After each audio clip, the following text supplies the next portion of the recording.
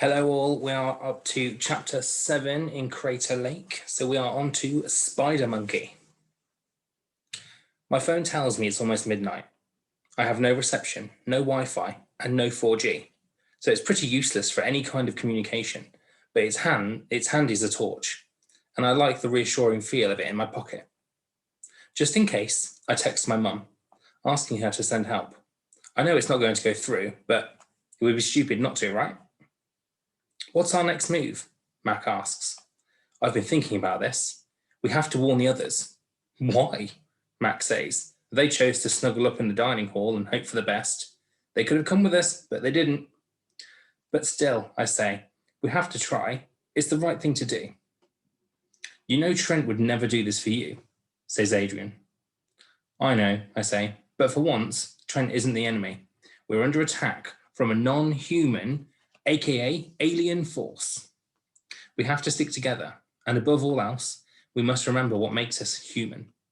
I say this partly because it's in all alien invasion movies, but also because I've always felt compelled to try to keep people safe. It's my thing. Besides, in every zombie apocalypse story, if you act like an idiot and wimp out of helping the others, you always come off worse. So we go up to the dining hall and knock, Catcher asks. It's worth trying.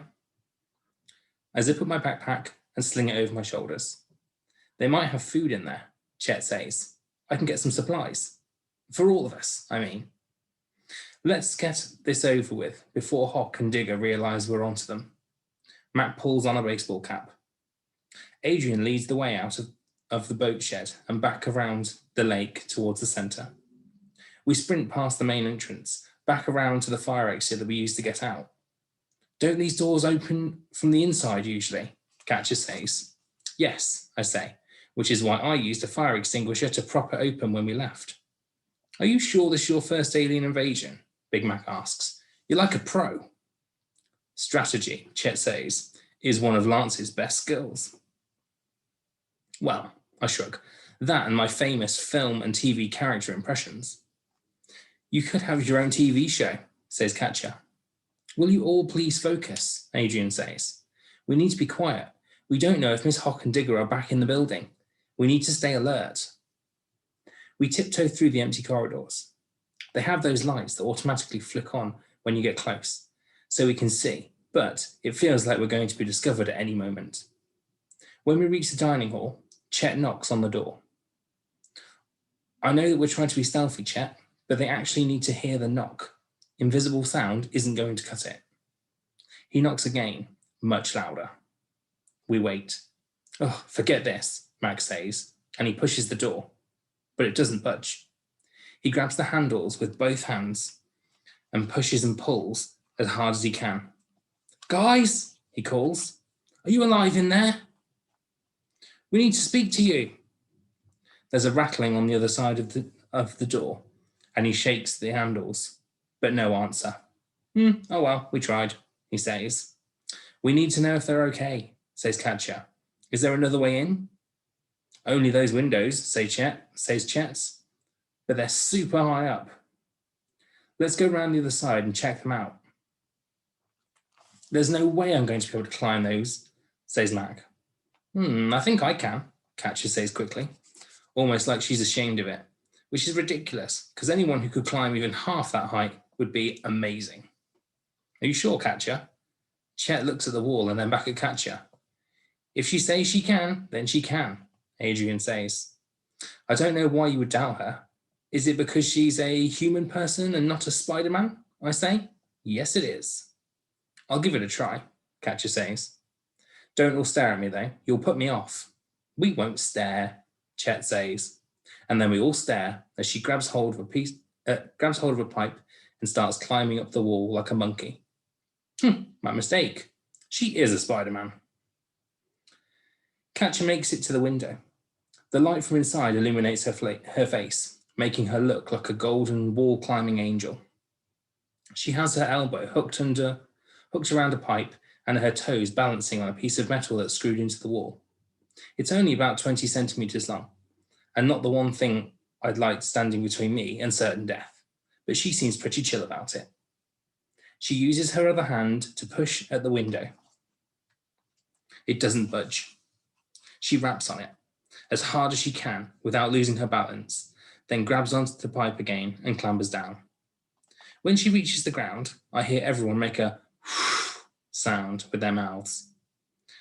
They're in there, she says, slightly out of breath. They're playing cards and chatting in groups and listening to music, I think. Did they see you or hear you? I asked. No, they were all just mucking around, so I think it was quite noisy. They must have a lookout though, I say. She shakes her head. Idiots, says Mac, which is basically what we're all thinking. Are any of them asleep? I ask. It didn't look like it, she says. Some of them have sleeping bags laid out on the floor, but nobody was lying down. Then it isn't too late for them. I push my hair back with my hand, trying to think for a moment. Look, we don't know how the spores are getting inside people, but we know they turn bug-eyed when they fall asleep. If one of that lot falls asleep in there, all of them could be in danger. But the bug-eyes don't seem that dangerous, Chet says. The worker bugs don't, but the hunter bugs will be, I say. What if one of them wakes up as a hunter? I think we also need to consider that a lot of their behaviour has been wasp-like so far, says Adrian, and even worker wasps will sting if one of their nests is attacked. They release a pheromone or something, and it puts all others in defensive mode. Are you saying they're alien wasp people, says Chet. I'm saying we don't know what they are. Adrian has her hands on her hips, so we have to consider all options. I don't think we should antagonise any of them. So how can we get this message to the others? Catcher says. There's a tannoy system, says Chet. But everyone will hear it. Hawk will know we're onto her. Big Mac is leaning against the wall, eating what looks like birdseed. And she'll know exactly where we are and how to find us if we go to the tannoy microphone to give them the message, I say. So we make the message quick and then run, Adrian says, and hide somewhere. We need a place they won't think of, says Catcher, or somewhere they wouldn't want to go. That's it, I say. The cold. They don't like the cold. They keep everything hot in the building. They had that heater by the dam. Digger almost fainted when pre-bug Hawk asked him for some cold drinks. He made us hot soup for dinner in this heat. But this whole place is like an oven, says Catcher. There must be a fridge, says Mac. They must have a giant fridge to keep all of that milk and stuff in. And where would the tannoy mic be? I say. It can only be in the admin office, says Adrian. I saw it on a map, so I can get us there. Awesome, I say. I love having a plan. So, office, then fridge. I'm not sure this is the perfect plan, says Chet.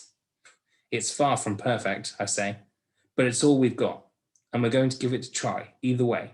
Right? Right, everyone says, and we slink back into the centre. Quite a short chapter. That is the end, and chapter 8 is called The New Rules. Join me again tomorrow.